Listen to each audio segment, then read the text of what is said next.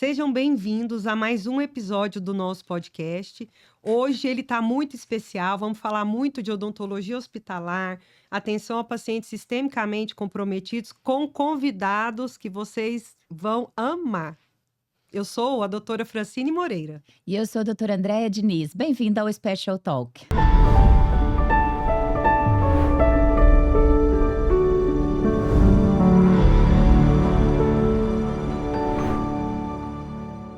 Bom, gente, então quero agradecer vocês por disponibilizarem um pouco do tempo de vocês nessa passagem rápida aqui por Goiânia, para vir aqui conversar conosco, para trazer informação de qualidade para o nosso público, que é o objetivo aqui do nosso podcast, né? É trazer verdade, que hoje na rede social a gente está com tanta informação duvidosa que a gente quis criar um canal de informação de qualidade, tanto para os colegas quanto para a população.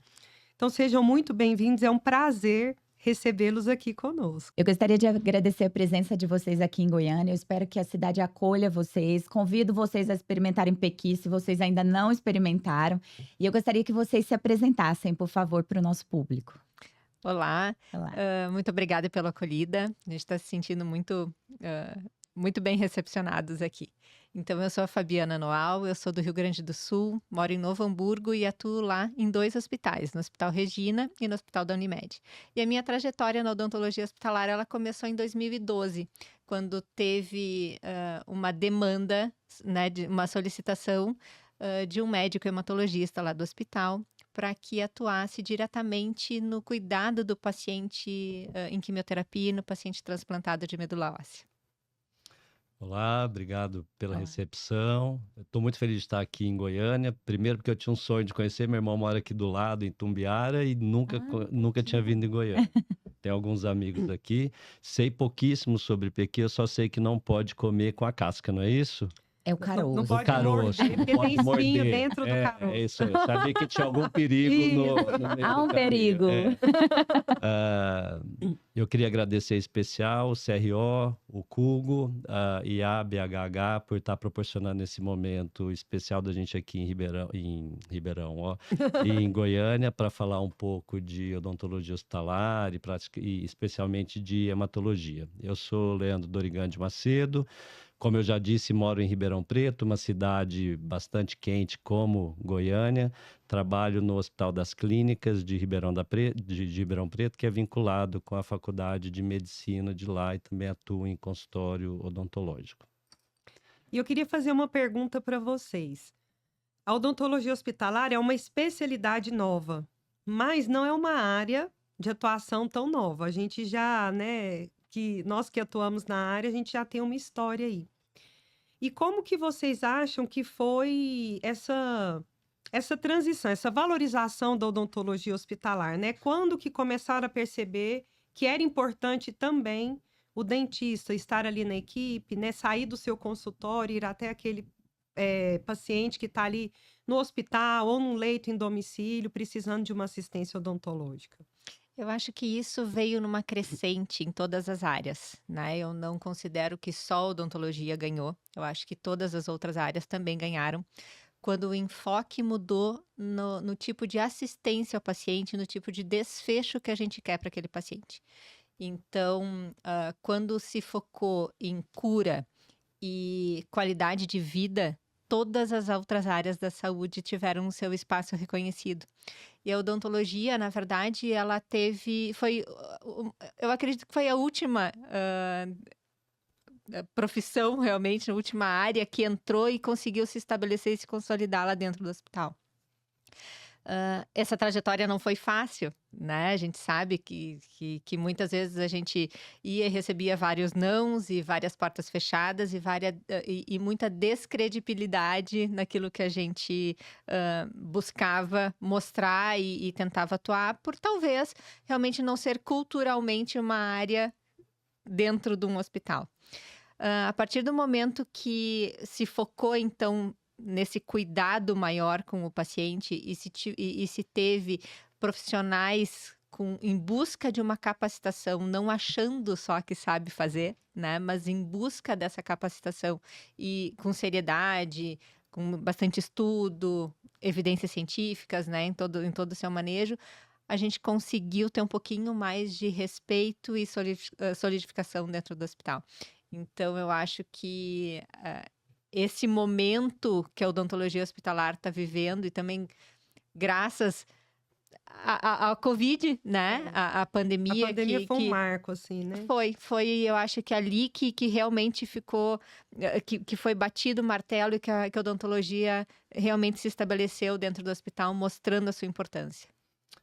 Eu vejo um crescimento orgânico, assim, sabe? Concordo com a Fabiana que o espaço para as outras áreas aumentaram também em paralelo com a odontologia, mas vejo um crescimento orgânico no para a gente não esquecer que a odontologia hospitalar ela é praticada há muitos anos, talvez não com esse nome, não dessa forma, né? Exatamente. Aham. Não com a mesma estrutura.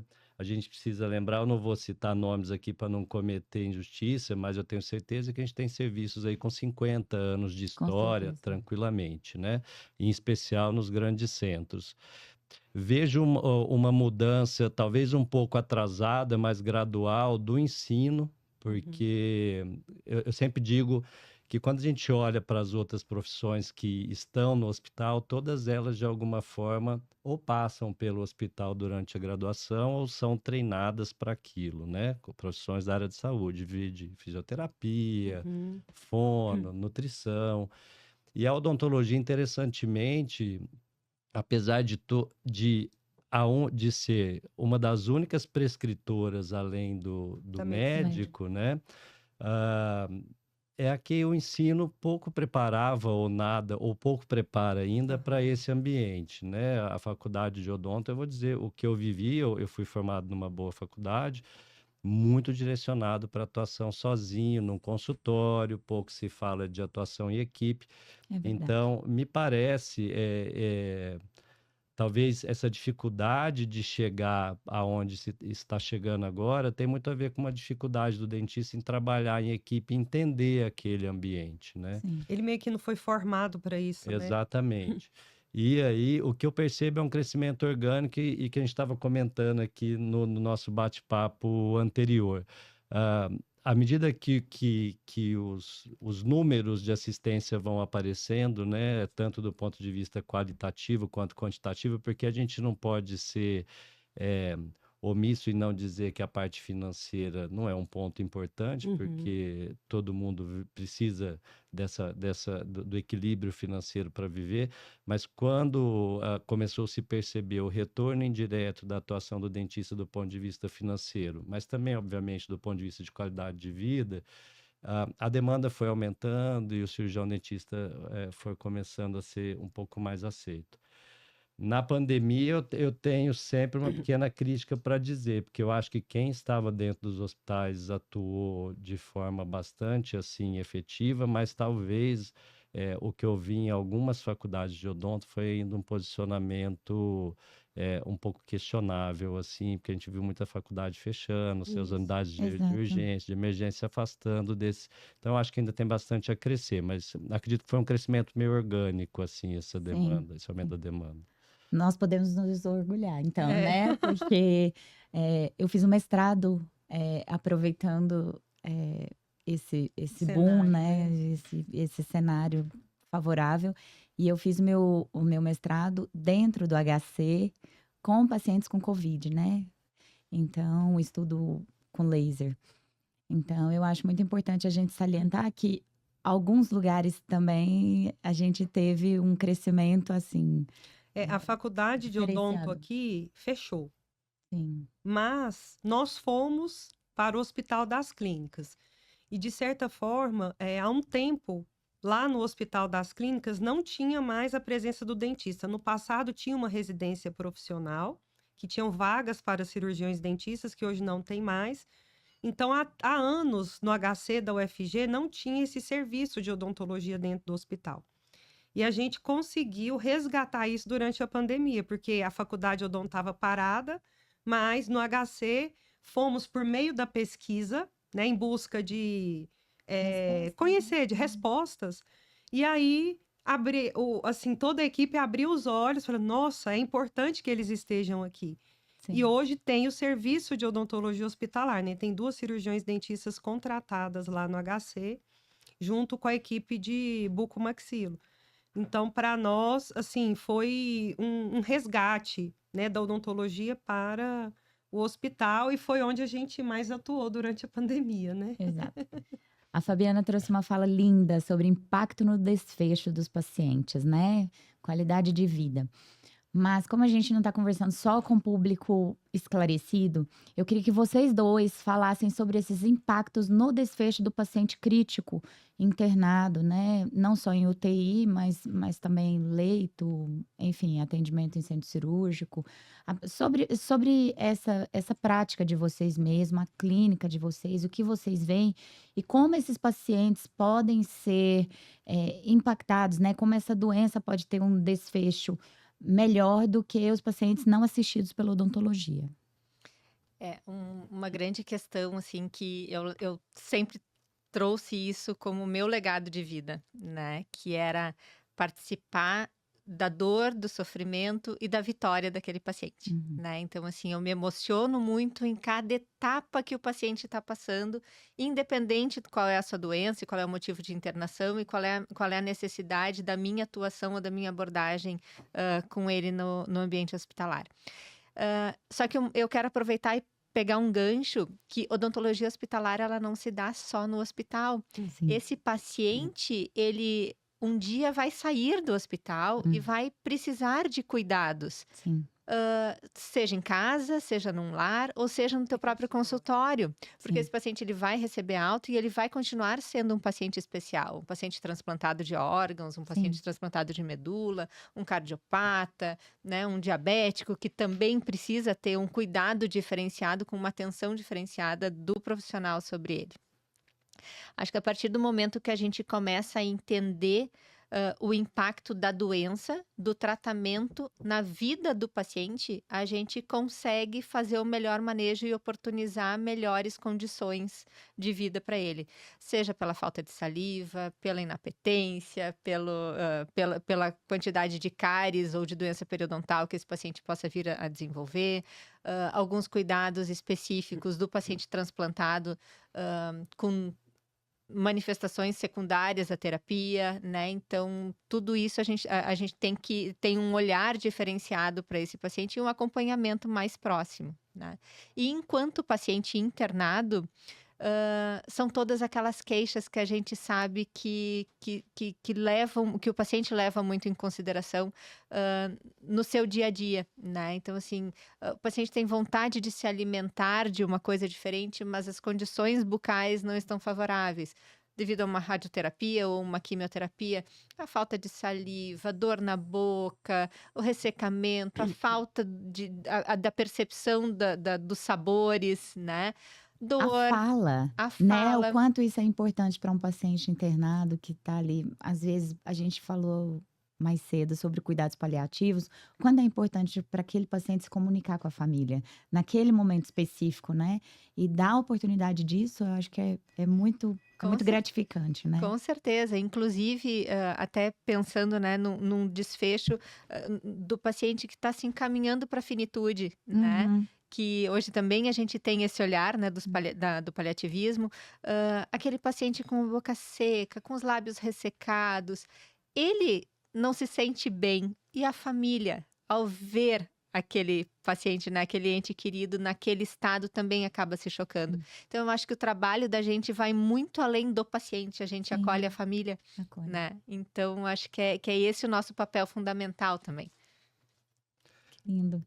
Pensando em desfechos, são tantos, né? Eu tô aqui tentando montar. Fazer um compilado. Mas, de forma geral, assim, a gente tem experiência lá em Ribeirão de gerenciar serviços em diferentes hospitais. E a gente percebe que cada hospital acaba tendo o seu perfil, né? Você tem aquele hospital que é mais paciente internado com perfil X, aquele que tem internado em ambulatorial.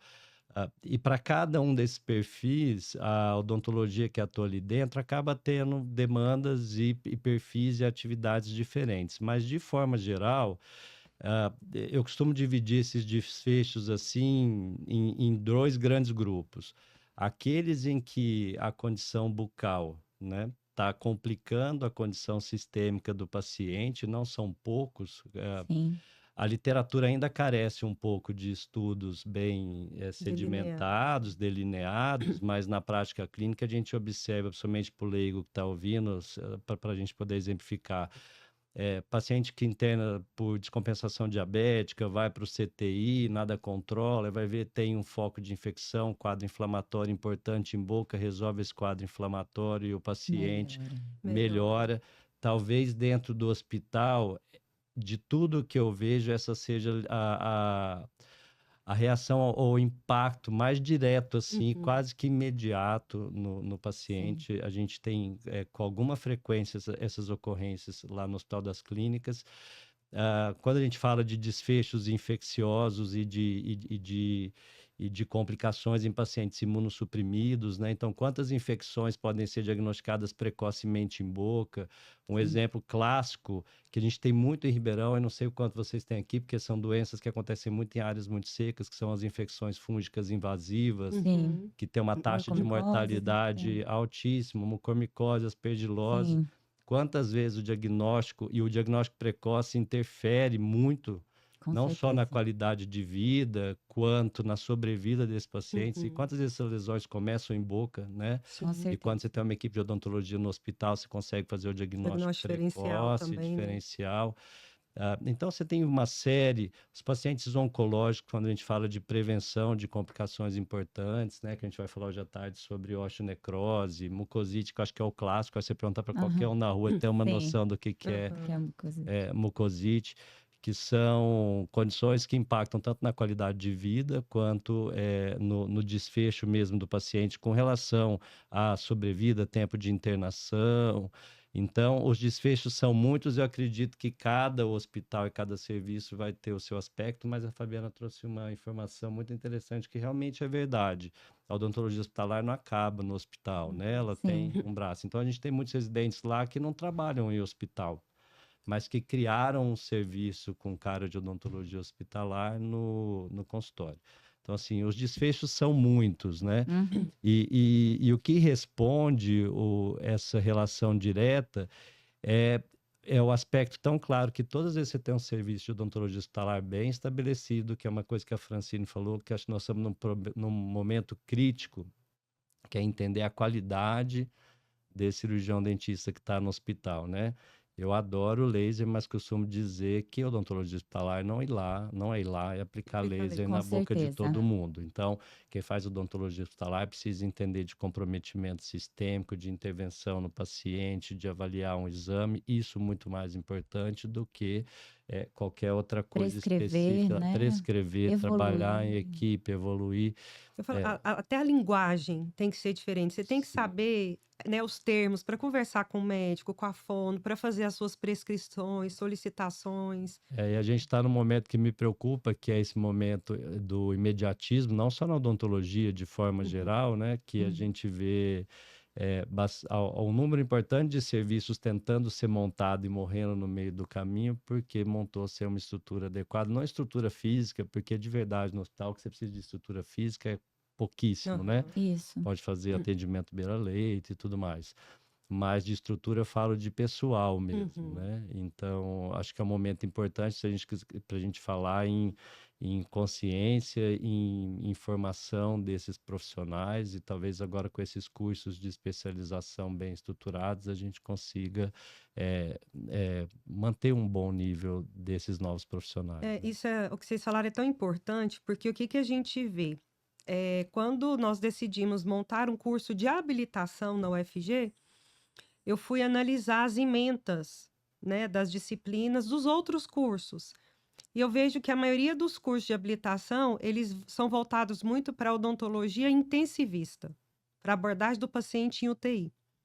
Mas e o paciente que chega no consultório, que eu estou ali sozinho para analisar a condição sistêmica, tomar as decisões, né, que eu vou ter que ligar para um médico, ligar para um outro profissional.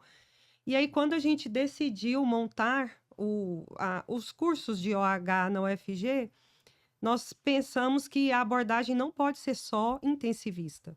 né? Então, a gente traz sempre esse olhar para os nossos alunos. Todos têm a vivência do home care, tem a vivência do atendimento no nosso ambulatório, na FO. Como que você recebe um paciente sistemicamente comprometido no seu consultório? Até porque não vai ter hospital suficiente para contratar todo mundo. Mas existe paciente sistemicamente comprometido para todo mundo atender em consultório, né? Então, a gente tenta mostrar para os nossos alunos, tenta formá-los com esse olhar, que a OH, ela vai além do paciente que está dentro do hospital, né? Ele pode estar em casa ou ele pode vir ao seu consultório e você tem que estar preparado para isso. Então, a gente tem tentado, assim, trazer isso para a formação, que era uma coisa que nos outros cursos a gente não percebia, né? Que era muito voltado para o paciente de UTI, para o paciente internado no hospital. Acho que tem um número interessante que traduz bastante isso. Enquanto você estava falando, eu estava pensando, lá no hospital, o Hospital das Clínicas, ele é um hospital de alta complexidade, mas que tem um serviço ambulatorial e um serviço de internação, né? Então, os pacientes têm lá o ambulatório de cardio, ambulatório, existe o ambulatório de odontologia. Do movimento do serviço de odontologia como um todo, 70% é dos pacientes ambulatoriais. E aí, a UTI, lógico, é um ponto muito importante, mas 5% das nossas atividades estão dentro da UTI, os outros 30 e poucos por cento, 20 e poucos por cento estão nos pacientes internados de fato, porque o nosso público é o que interna, o que está ambulatorial acaba sendo o mesmo, né? Ele gira. Mas só para chamar a atenção que se a gente consegue atender no ambulatório dentro do hospital, esse é um público potencial para ser atendido num ambiente de consultório. Lógico que tem um ou outro que precisa de uma demanda muito específica e precisaria de uma estrutura hospitalar, mas para deixar claro o quanto que a odontologia hospitalar não é só ou unicamente atender o internado e tampouco o atendimento dentro da UTI. Não estou tirando a importância do atendimento na UTI, só estou falando de volume, né? E também a importância de a gente falar para quem tem o interesse nessa área que não é só estar dentro do hospital, né? A gente tem que transcender esse ambiente também do hospital e ser capaz de acompanhar aquele paciente para além do hospital, né? Caso haja essa demanda. A importância desses fluxos, né? Porque muitas vezes a gente está ali dentro do hospital, mas não sabe nem como encaminhar aquele paciente para um atendimento em centro cirúrgico. Não sabe qual a demanda daquele A hospital, parte né? Não burocrática conhece. também. E isso, muito importante. Ou para devolver esse paciente, por exemplo, pensando num paciente SUS, como que a gente vai fazer uma contrarreferência desse paciente? Como que a gente vai devolver esse paciente para atenção básica? Para quem a gente vai devolver o paciente? A gente costuma dizer, né? O paciente tem que ter dono. Quem é, né? Quem vai assumir esse paciente lá? Qual o serviço de odontologia que está capacitado para receber esse paciente depois que ele sai da internação ou que ele vai para uma internação domiciliar, por exemplo, né? Eu acho muito importante que a gente entenda que a gente tem que transcender mesmo, né?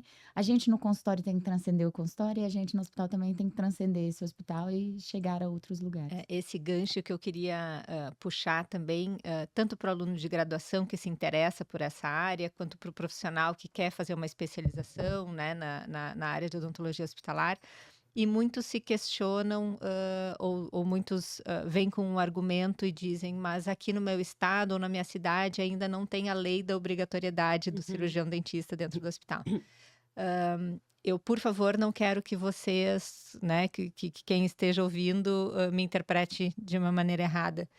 Mas saber da importância do dentista dentro do hospital, a gente sabe, os gestores sabem, os médicos sabem, o paciente sabe, né? Todos sabem, de uma forma ou outra, qual é a importância e qual é o nosso papel lá dentro. O que tem que ficar muito sedimentado com essa informação da odontologia hospitalar é que o paciente que você vai receber, o paciente que você vai tratar, ele ultrapassa os limites do hospital, né? A condição sistêmica, ela vai cair na tua cadeira do consultório, sem o paciente ter estado hospitalizado em algum momento, né? Aquele paciente cardiopata, o paciente diabético, enfim, né? São tantas as configurações desse paciente, o polifarmácia, Uhum. né? O próprio paciente oncológico também, né? Também ele vai precisar desse atendimento especializado de um profissional realmente capacitado dentro do seu próprio consultório. Então, a terminologia, às vezes, eu acho que a terminologia dessa, né, dessa configuração de odontologia hospitalar talvez direcione muito ao profissional pensar que a atuação tem que ser dentro do hospital ou dentro de uma UTI. Ah, mas o meu hospital, a gente não conseguiu fechar um acordo comercial para que eu atue dentro do hospital. Gente, mas você não precisa fazer odontologia Não. hospitalar e ficar vinculado a isso, Uhum. Sim. né? Então, é essa visão mais ampla que todos têm que ter. E quais são os desafios, né, que o cirurgião dentista que se propõe a estar no hospital, a atuar na odontologia hospitalar encontra? Quais são os maiores desafios que vocês podem nos apontar? Então, vamos lá, vamos às realidades. Isso. Vamos às realidades.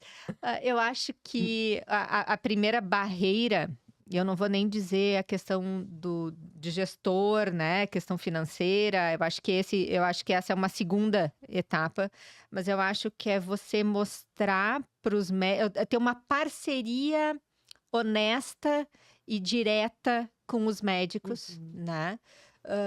Para que você se sinta parte da equipe, o médico tenha confiança no teu trabalho, que o dentista, que nem o Leandro falou logo no início, o dentista, ele foi acostumado, a vivência da faculdade é atender o paciente no seu consultório, entre quatro paredes, e a gente tem essa a capacidade né, ou achar que tem toda a capacidade de resolver todo o quadro do paciente, de ser resolutivo naquele atendimento. E a gente não está acostumado a trabalhar em equipe. Acho que saber trabalhar em equipe é fundamental para ultrapassar essa primeira barreira. Chegar no hospital e conseguir conversar, saber ouvir, não achar que a boca, que o dente, que a gengiva, que aquele sangramento, que aquele tártaro, enfim, que aquilo ali é o fator principal do paciente, você quer resolver. Mas às vezes o paciente está precisando de outra atenção e que a sua vai ficar secundária ou até terciária diante de todo aquele quadro. Então, é saber se posicionar e saber se colocar de uma forma mais correta, com uma postura correta diante do atendimento desse paciente. A segunda etapa que eu acho que é a parte realmente da gestão, do financeiro, de como que são feitos os acordos, entender qual é a linha do teu hospital, se é vertical, se não é, né? E como é que você vai conseguir fazer essa abordagem, se vai ser por demanda, se você vai atender o paciente via convênio, se você vai apresentar um particular, se o hospital vai te contratar. Então, toda essa questão burocrática, financeira, eu também vejo como um entrave. Mas isso vem num fluxo normal, né? Então, assim, as coisas vão acontecendo da maneira, né? Como você vai caminhando dentro do hospital, vai montando e estruturando o seu serviço e a sua relação com toda a equipe. Eu acho que tem uma série de desafios, né? Se a gente for pensar num serviço que já existe, já estruturado, um dos desafios é concorrer, porque assim, o recurso ele é finito, né? Isso é uma verdade, o dinheiro ele é limitado. E aí você saber, naquele cenário já estabelecido, as suas demandas chaves, né? E como negociar essas demandas chaves através de projetos para concorrer àquele recurso que o hospital tem. A Fabiana trouxe uma informação, uma fala aqui muito interessante, que é também tomar cuidado para não supervalorizar, né? Eu converso isso muito com alguns colegas, já conversei com a Fabiana, há um tanto de um exagero também em algumas questões da odontologia hospitalar e que isso, ao meu ver, enfraquece o processo, né? Então, às vezes a gente vê falas assim de que como se o dentista fosse o mais importante naquele ambiente e a gente tem que colocar o pé no chão e entender que a gente é só uma peça desse processo tão importante para o paciente quanto a atividade dos todos os outros profissionais da saúde, tão importante quanto, inclusive, o pessoal de apoio, né? O pessoal da Copa, ou o indivíduo da limpeza, e todo mundo está concorrendo pelo mesmo dinheiro. Então, eu acabo tendo uma visão bastante de gestão, porque há bastante tempo eu estou no hospital bastante direcionado à parte de gestão. E eu tive a felicidade do hospital me apoiar em fazer um MBA em gestão em saúde, que para mim foi um divisor de águas assim. E foi muito claro para entender o quanto a gente é pouco preparado e a gente vê, às vezes, o indivíduo chega com propostas assim totalmente desestruturadas e propostas apaixonadas, falando eu vou reduzir, precisa trazer números, né? Então, eu acho que o primeiro desafio é saber entender como, do ponto de vista de gestão, se você está indo oferecer um início de um serviço novo, como a Fabiana bem disse, entender a realidade daquele hospital, saber o quanto você vai custar para ele, o quanto você vai custar para o paciente, o que você vai trazer de retorno. Isso parece simples, mas não é simples de fazer e é raro de se ver alguém chegar com uma proposta desse tipo. E um outro lado de desafios são os desafios do dia a dia, que, ao meu ver, ainda tem pontos difíceis de se colocar ali na cabeça do dentista. Por exemplo, eu quero ser um dentista de hospital, mas não quero trabalhar no feriado e no final de semana. Isso a gente vê com muita frequência. Então, assim, como que você diz que o dentista é uma figura muito importante no ambiente X e o paciente está lá o tempo todo e você não quer trabalhar? Então, ajustes desse tipo e, no meu entendimento, o mais difícil de tudo é saber se colocar naquele ambiente, trabalhar em equipe, entender que tudo tem que ter protocolo, tudo tem que ter um diagrama, tudo tem que ter um fluxograma para você se inserir naquele processo. Eu acho que esses são... porque a parte técnica a gente acaba... saindo bem, né? Se você for ver de todos os desafios, o menos complexo é o técnico. Com certeza. Bom, eu gostaria que agora vocês descrevessem casos ou condições sistêmicas onde vocês acham que o cirurgião dentista impactaria de forma grande, assim, no desfecho do paciente. Então, eu sei que vocês trabalham com pacientes transplantados, né? Pacientes no HC devem ser pacientes diversos também, né? Então, se vocês não quiserem citar um caso específico, mas pelo menos dissessem como a presença do cirurgião dentista pode impactar diretamente em condições específicas. Certo, eu vou fazer assim pequenas pontuações, tá? Como eu trabalho mais especificamente com paciente oncohematológico e paciente hematológico, né? Então, o paciente transplantado de medula óssea que vai fazer um protocolo, né, de quimioterapia, um protocolo mieloablativo, onde todas as células de defesa do organismo acabam sendo bastante diminuídas ou depletadas. Suprimido. Teve, então, alguns casos, por exemplo, de um paciente de 24 anos que entrou para transplante e o paciente com um aparelho ortodôntico em boca. E a gente sabe que a mucosa acaba se danificando, né? Ficando bastante prejudicada, fragilizada. E o aparelho ortodôntico é um fator traumático, um fator de risco para mucosite, um fator de risco também para infecção. Então, veja assim que às vezes não é uma atuação tão direcionada ao paciente oncohematológico como um todo, mas a fator local que necessita a sua intervenção. Então, a gente precisou conversar, abordar o paciente, porque inicialmente, poxa, mas eu investi tanto para colocar esse aparelho. Essa abordagem é muito delicada também, né? Muito. Nós precisaríamos de um treinamento nisso também. A gente acha que sabe abordar, a gente quer ser psicólogo do Uhum. paciente, mas a gente não pode interferir, né? Intervir nesse momento.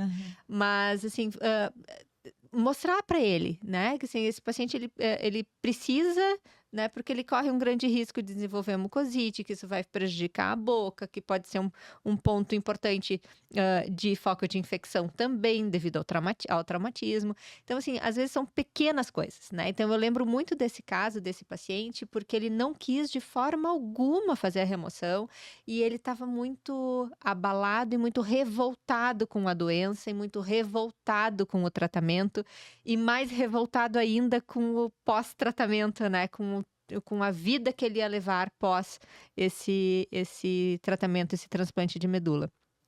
Então, foi um desafio muito grande, tanto para mim quanto para toda a equipe, né? Abordar esse paciente para poder fazer essa remoção desse aparelho, enfim. Ele removeu? Removeu. Que bom. Removeu o aparelho, né? Mas sofrido mas a gente conseguiu manejar.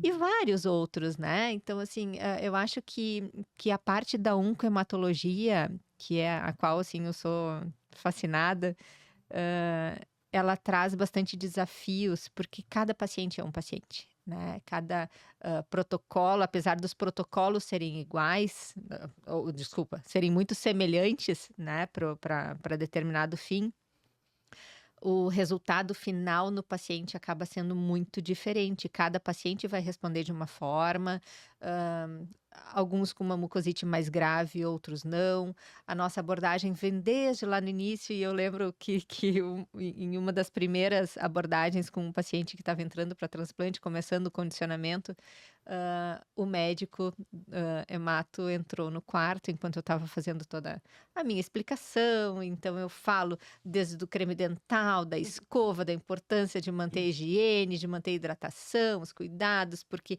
lá a partir do terceiro dia pós-transplante que as coisas começam a dar aquela patinada, né? E que as manifestações podem começar a ocorrer, e é ali que a gente precisa da atuação, né? Da colaboração do paciente. E eu falei tudo que podia acontecer com o paciente, que eu precisava ter, né, dessa parceria do paciente. Eu ia fazer a minha parte, mas o paciente também a parte dele, e o médico me olhou, fechou o rosto, né? Fechou a cara, me olhou e disse, tá, a gente conversa um pouquinho ali fora. Terminei a minha abordagem, fiz a minha primeira sessão de prevenção, saí, e ele disse assim, eu quero saber por que tu assusta tanto os nossos pacientes, né? Por que tu fala tanto, tu fala demais. Eu disse, mas olha só, é diferente porque na minha parte eu preciso dessa colaboração. Então eu preciso ter o paciente sob meu domínio, ou não sob meu domínio, mas assim, meu parceiro, para que o curso do tratamento dele seja o melhor possível, né? Sim. Então eu gosto de ser clara com os pacientes desde o início, justamente assim, olha, o que te espera? A gente pode ser que a gente tenha um excelente resultado durante toda a tua trajetória, que a gente tenha um tratamento muito legal, mas se a gente tirar uma peça dessa engrenagem, a coisa não vai funcionar legal e a gente pode patinar e a gente pode não ter um desfecho tão interessante.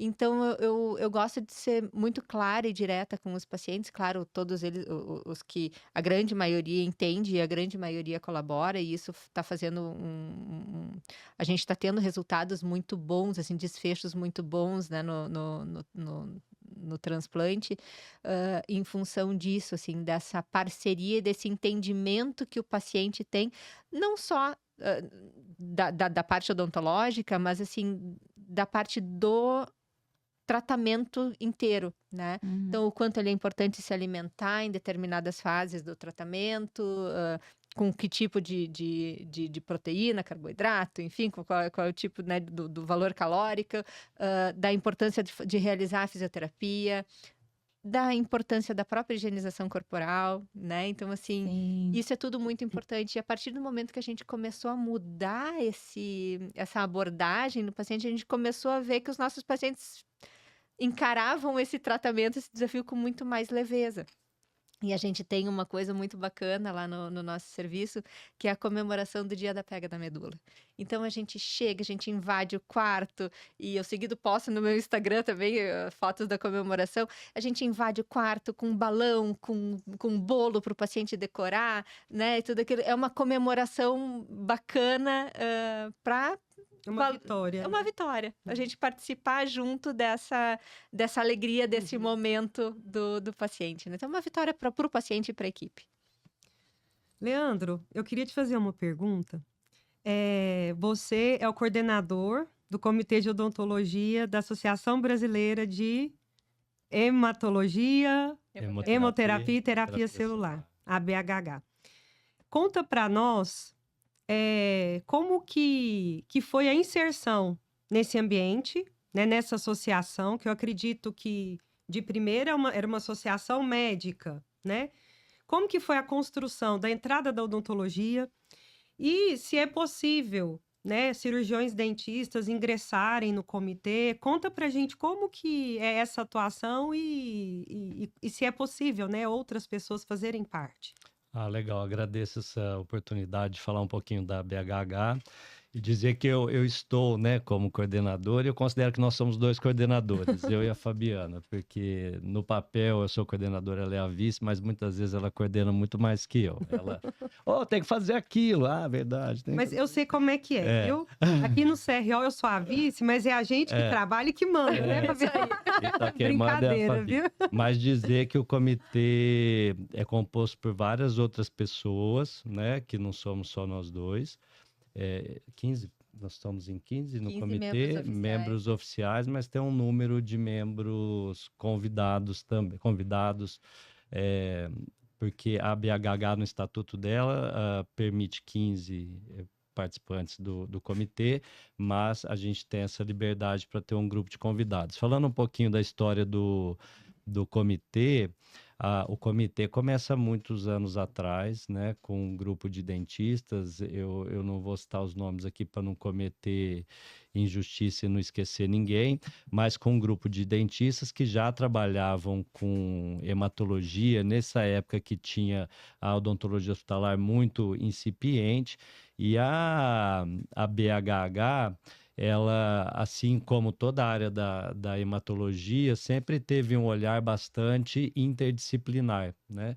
E aí sempre abriu espaço para atuação de outras profissões, e a odontologia foi uma delas. Eu acho que tem duas áreas dentro da medicina que foram as áreas, talvez, porta de entrada, ou que com o reconhecimento mais precoce da odontologia hospitalar, pelo menos na minha vivência. Cirurgia de cabeça e pescoço em função das osteoradionecrose. O nosso serviço lá nasce na cirurgia de cabeça e pescoço em Ribeirão, e depois, numa gentileza e um altruísmo enorme dessa equipe, a quem eu devo muito, teve o olhar da importância de se estender para as outras áreas, e a hematologia, em paralelo ali o transplante de medula óssea em função do perfil dos pacientes. Mas a BHH, então, é uma associação originalmente médica, mas que tem comitês de áreas, tem comitê de odontologia, comitê de enfermagem e de outras áreas profissionais também. Participar do comitê, o comitê ele é muito inclusivo. Eu e a Fabiana, a gente tem um entendimento muito parecido, que somos poucos, dividir o pouco é burrice. Né? Então, qualquer um que quiser participar do comitê é muito bem-vindo, e o nosso número de convidados tem aumentado de forma importante. Né? Qual é a única exigência? Que essa pessoa tenha uma experiência mínima em odontologia hospitalar ou em hematologia, e que seja associado da ABHH.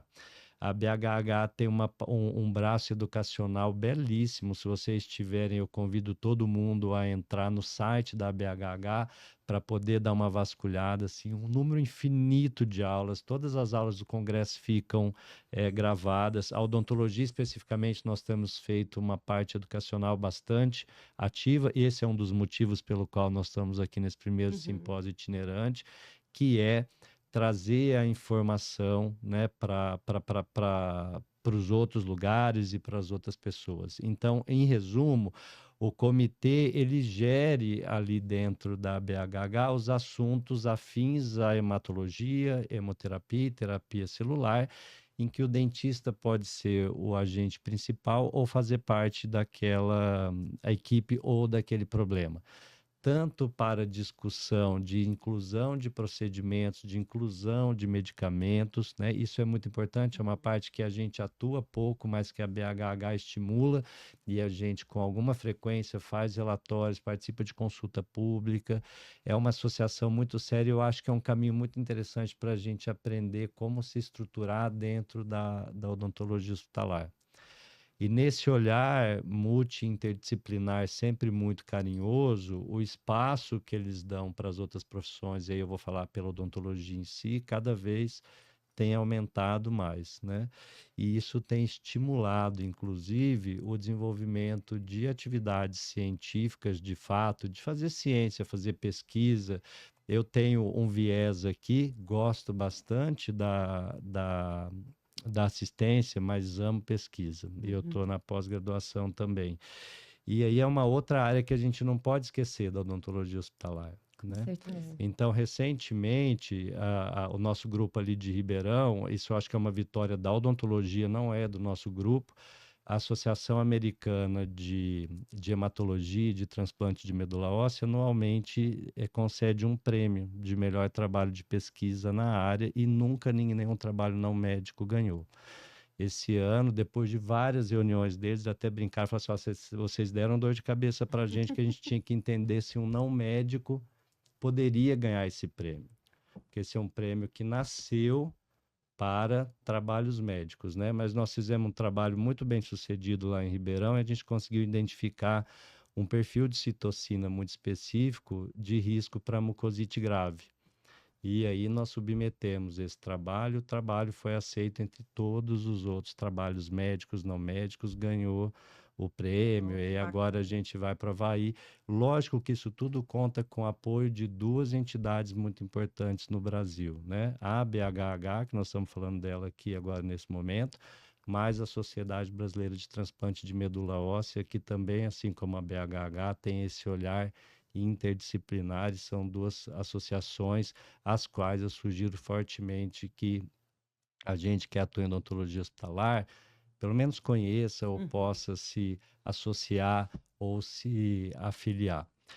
O comitê especificamente da BHH, ele se reúne uma vez por mês e a gente discute ações, discute todas essas questões regulamentadoras e é um comitê, é um núcleo gestor como qualquer outro. Tem voto, eu aceito, não aceito, eu quero, eu não quero, enfim, mas todos estão convidados para conhecer e participar.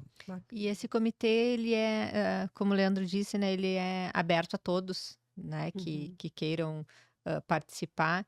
Ali a gente troca ideias, a gente estuda caso clínico, a gente fala das nossas dificuldades, é ajuda mútua, né? E também nós temos anualmente dentro do maior congresso de hematologia e hemoterapia, que é da BHH, que é o EMO, né?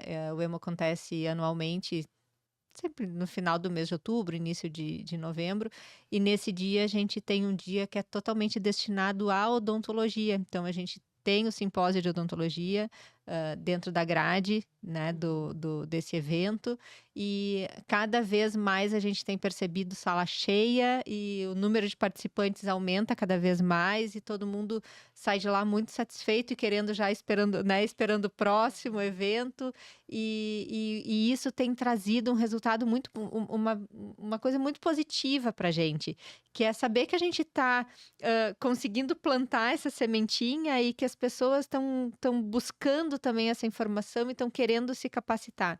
Então, todos estão mais do que convidados a participar com a gente, né? Então, o único pré-requisito, que nem o Leandro falou, é ter um pouco de conhecimento na área e também ser sócio da BHH para que possa, então, compor o nosso comitê. Aproveitar esse gancho agora. Nós estamos nos encaminhando para o final do podcast. Mas eu gostaria que vocês dessem os recados finais, chamassem para os cursos, apresentassem os livros, as publicações, dessem um direcionamento para quem tem interesse, qual é o site, enfim. fizessem esse encerramento aí pra gente. Já gostaria de agradecer, foi uma delícia ouvir vocês, muito bom. Faltaram vários assuntos, não cheguei nem à segunda questão aqui do meu roteiro. Eu acho que já queria deixar aberto também o convite para que a gente tivesse outros encontros como esse. Então, gostaria que vocês falassem. Eu acho que o professor Leandro tem livro também, né? Então, vamos começar aí, né? Sim. Você, as damas primeiro. Nós damos Ah, que lindo! Obrigada. Então, eu além da oncohematologia, eu também também sou associada à Associação Brasileira de Transplante de Órgãos, né, e Tecidos, que é a ABTO. E a gente teve a oportunidade, junto com um grupo também de dentistas, sócios dessa associação, de montar o primeiro livro de atuação da odontologia em pacientes transplantados de órgãos e tecidos. Então, ali a gente encontra, em parceria com os médicos, né? A gente encontra a abordagem odontológica nos pacientes transplantados de rim, transplantados de coração, transplantados de medula óssea, a parte óssea também, né? Então, assim, transplante ósseo. Então, várias modalidades terapêuticas dentro do transplante com a abordagem odontológica, tá? Então, esse é um primeiro ponto ali que eu acho que seria bem interessante, né? De fazer essa divulgação. A gente, como comitê e como dentistas da ABHH e da SBTMO também, que é a Sociedade Brasileira de Transplante de Medula Óssea, nós tivemos a felicidade de reunir todos esses profissionais que atuam diretamente na área do transplante. E nós, em 2023, lançamos o consenso, né? O primeiro consenso odontológico de abordagem ao paciente em transplante nas 3 fases, né? No pré-transplante, durante o transplante e no pós-transplante. Foi um consenso publicado na revista da ABHH, que tem algumas diretrizes, alguns conceitos, algumas normas, né, que a gente busca seguir no tratamento e no acompanhamento desses pacientes. Então, acho que a gente é muito feliz, assim, a gente tem entidades muito sérias, né, que estão abrindo as portas, né, para a gente. Também dizer que é muito importante que o dentista que queira atuar ou que queira atender melhor, entender melhor o paciente sistemicamente comprometido, comece a buscar associações médicas, entidades médicas, participar mais, tentar entender mais o funcionamento daquele paciente, as condições daquele paciente para que tenha, né, para que possa realizar um atendimento com maior segurança e com maior qualidade. Acho que a gente só ficar trancado dentro do nosso mundinho de consultório, né, achar que sabe. A gente sabe fazer restauração, controla tudo, né? a gente sabe fazer restauração, a gente faz extração, mas e o paciente não é só aquilo ali, o paciente é um todo, né? E acho que cada vez mais, se a gente está querendo buscar um espaço mais consolidado na odontologia hospitalar, a gente também tem que se doar um pouquinho para entender o paciente como um todo. Obrigado pela oportunidade. Eu queria, lógico, vou começar fazendo meu jabá aqui pessoal, né? Nós escrevemos bem recentemente um livro, eu, a Ana Carolina Fragoso Mota e a Lara Inocentini, mas com vários coautores assim, que atuam com a gente no dia a dia. A gente tinha uma vontade de colocar os nossos protocolos assim, de forma bem prática no papel, direcionado para quem faz odontologia hospitalar, mas também para aquele indivíduo que está lá no consultório e fala assim, puxa, eu estou com um paciente cardiopata aqui, o que eu faço? Né? Então o livro chama, eu estou até olhando aqui para não cometer gafe, Manejo Odontológico de Pacientes com Comprometimento Sistêmico, Manejo Odontológico de Pacientes com Comprometimento Sistêmico, lançado pela editora Napoleão. É um livro de um valor acessível e que ele foi montado numa estrutura muito prática. Então, não espere grandes textos ensinando a doença, nada disso, mas ele é para aquele momento que você está no consultório e você abre lá, paciente anticoagulado. Qual é o anticoagulante que faz? E tem as informações baseadas em literatura e baseadas na experiência clínica. Então, qual protocolo, qual cuidado, lógico que com fundamentação, explicando, mas de verdade, eu recorro a esse livro com alguma frequência, porque obviamente a gente não domina todas as áreas, né? E aí, por vezes, eu me vejo olhando, então eu convido a todos a visitarem, pelo menos olhar aí a estrutura do livro, que esse é um sonho que a gente demorou. A gente pensa que quando o livro é fininho e objetivo, foi fácil e rápido de escrever, mas na verdade, às vezes é mais desafiador, né? Então tem participação de médicos e de dentistas. Então, assim, do ponto de vista pessoal, indico o livro e, obviamente, indico os nossos artigos. Eu tenho feito uma luta muito individual em tentar transformar, assim, muito individual, porque esse é um objetivo meu, mas não trabalhando sozinho, né? Sempre em grupo. Tentar fazer da odontologia hospitalar um pouco de ciência, porque eu acho que a gente precisa dar esse passo para conseguir levar dados efetivos e sair um pouco do ponto da paixão e do entusiasmo, né? Que é importante, mas a gente precisa de dados. E aí convido, como a Fabiana disse, a ler os nossos artigos. Tem artigos práticos, como o guia para o No site da transplante. BHH acha esses artigos? Onde que... Esses artigos especificamente do consenso precisa procurar na revista da BHH, Certo. que é Hematology and Cell Therapy. É uma revista boa, indexada, salvo engano, está com fator de impacto quase 3 ou 3 e pouquinho. Mas se você der um Google lá em Consenso Brasileiro para Transplante de Medula Óssea, Aparece. você vai encontrar, são 3 artigos que ficaram muito legais, foram bem desafiadores para escrever. E aí, obviamente, eu oriento para todos que atuam na área que leiam artigos referentes à área, né? Não é só a gente que publica, claro, a gente tem um número grande de pessoas no Brasil publicando. E uma sugestão e orientação para quem trabalha na área, ou principalmente para quem quer ingressar na área, estude, né? Estude. Marque o paciente para o dia Seguinte, é que eu contei estude. aqui, vocês que estão ouvindo aí, eu contei que a minha estratégia no começo não existia o que tem hoje, né? Você procurava um livro de odontologia hospitalar, não existia. Você procurava artigo, não existia curso. E aí eu usava a estratégia seguinte: chegava o pedido para avaliar o paciente, falava, hoje não dá, mas na verdade era para estudar, né, aquela doença, porque a gente observa que quando a abordagem com o resto da equipe é feita com fundamentação, né? Então vem discutir esse paciente, vi que ele tem síndrome de anticorpo antifosfolípido, que ele é anticoagulado.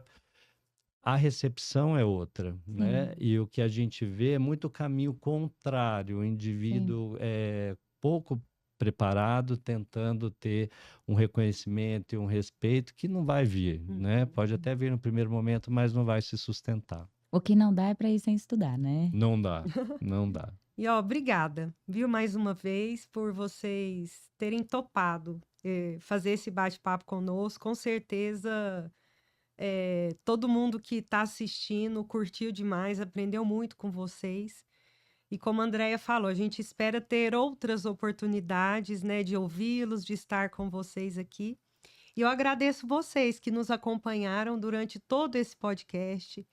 Curte o nosso canal, compartilha, se inscreva, clica no sininho para receber as notificações e espero você na próxima. Até mais. Gente, eu fiquei arrepiada o tempo todo. Obrigada pela presença de vocês aqui. E esse foi o nosso Special Talk de hoje. Tchau, tchau. Até a próxima.